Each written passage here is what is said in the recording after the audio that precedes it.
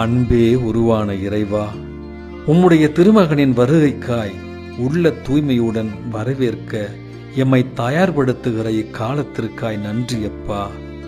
இவ்வுலக கவலைகளினால் துவண்டு விடாமல் எமது இதயங்களை உம்முடைய திருமகனின் வருகைக்காய் நல்ல மனமாற்றத்துடன் நற்செயல்களுடன் வரவேற்க வரம் தாரும். ஆமேன்.